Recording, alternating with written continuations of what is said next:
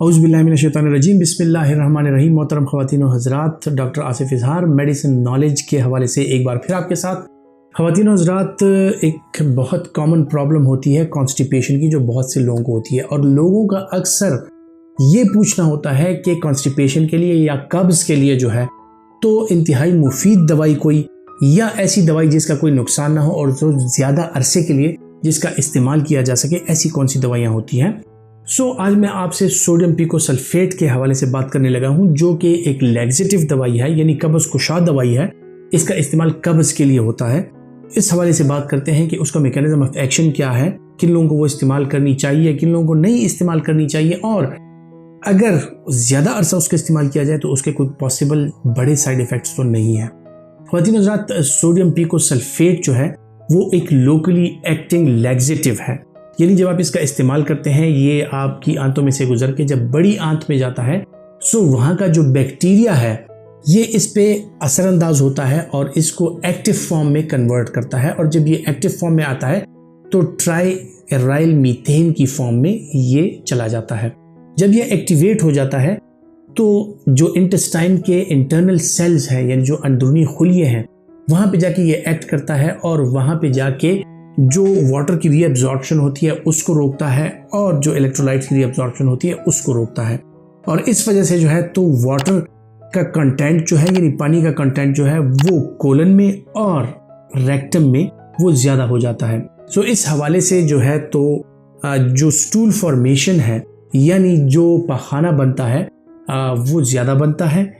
और इसके साथ साथ जो है तो ये इसके जो एक्टिव मेटाबोलाइट्स हैं ये गट को एक्टिवेट करता है, पेरिस्टालसिस को एक्टिवेट करता है। दो अवामिल होते हैं कि एक तो स्टूल का जो बल्क फॉर्मेशन है वो अच्छी होती है, और साथ ही साथ जो है तो इंटेस्टाइन, कोलन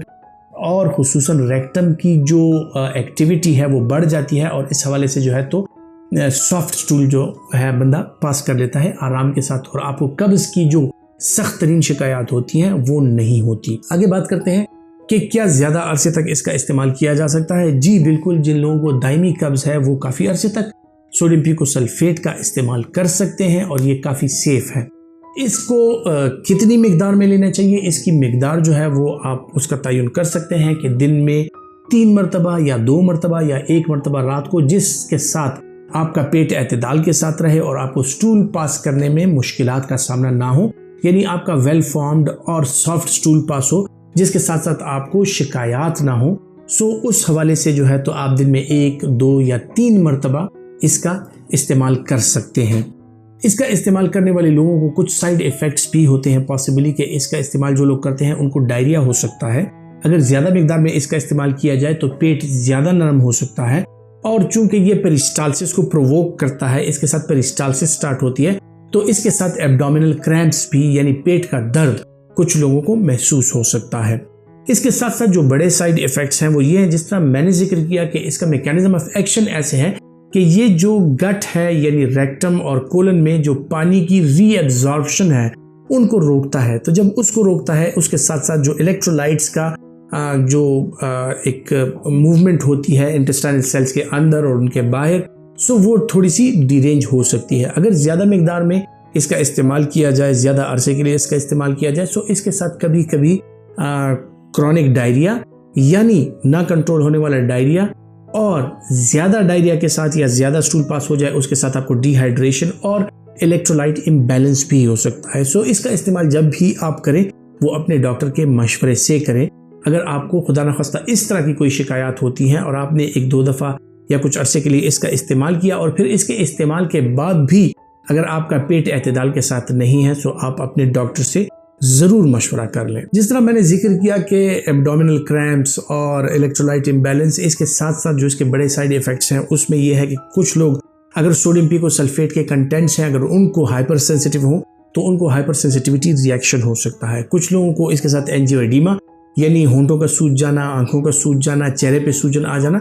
कुछ लोगों को ये भी हो सकता है, और किसी को एलर्जिक रिएक्शन भी इसके साथ हो सकता है। बहुत से लोग ऐसे होते हैं जो इसके साथ डिजीनेस की कंप्लेंट करते हैं, यानी बाज़ लोग ऐसे होते हैं कि इस दवाई के इस्तेमाल के साथ वो सर चकराने की और कमज़ोरी की शिकायत भी करते हैं, जो कि एसोसिएटेड है आपके वाटर बैलेंस के साथ और आपका जो इलेक्ट्रोलाइट बैलेंस है उसके साथ एसोसिएटेड है। अदरवाइज़ ये दवाई जो है तो काफ़ी सेफ दवाई है, किसी भी उम्र के बंदों में इसका इस्तेमाल किया जा सकता है और ये प्रेगनेंसी के लास्ट ट्राइमेस्टर में भी सेफ गर्दानी जाती है, लेकिन फर्स्ट ट्राइमेस्टर या सेकंड ट्राइमेस्टर में इसका इस्तेमाल नहीं करना चाहिए। बच्चे जो हैं उनके लिए ये दवाई सेफ है, आप इसका इस्तेमाल कर सकते हैं। लेकिन बहरहाल दवाई पे जाने से पहले अगर मैं बात करूं कि अगर आप उन जनरल मेजर्स का इस्तेमाल करें कि आपको कब्ज़ ना हो, जिस तरह के पानी की इनटेक ज़्यादा रखना, डाइट में जो है तो फाइबर का इस्तेमाल ज़्यादा करना, एक्सरसाइज का इस्तेमाल करना, अपनी नींद पूरी करना और इसी तरह जो है मुख्तलिफ़ किस्म की मशरूबात का इस्तेमाल करना कि आपकी जहनी और जिस्मानी सेहत अच्छी रहे, तो आपका पेट जो है वो एतदाल के साथ चलता है और आपको कब्ज़ की शिकायत नहीं होती। लेकिन अगर दायमी कब्ज़ के लोग हैं, जिस तरह के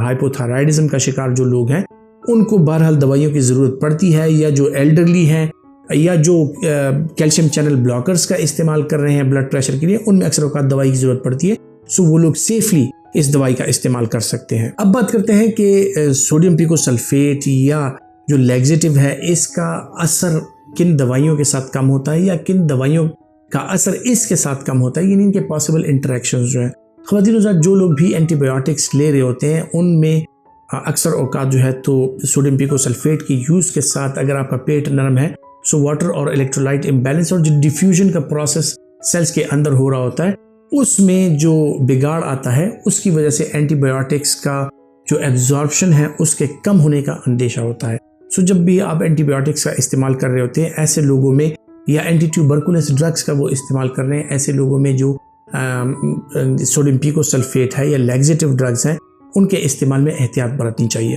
दूसरी बात कि जो लोग पेशाब और गोलियों का यानी डायरेटिक्स का इस्तेमाल कर रहे हों, और खुसूसन ब्लड प्रेशर के वो लोग जो कि कम्बिनेशन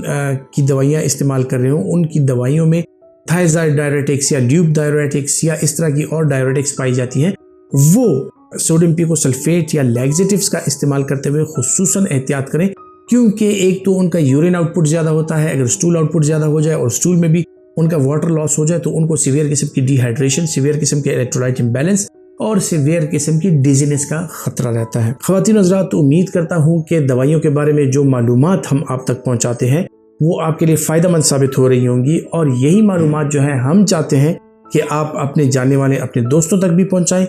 ताकि जो हमारा मकसद है कि लोगों तक ये मालूमात पहुँचे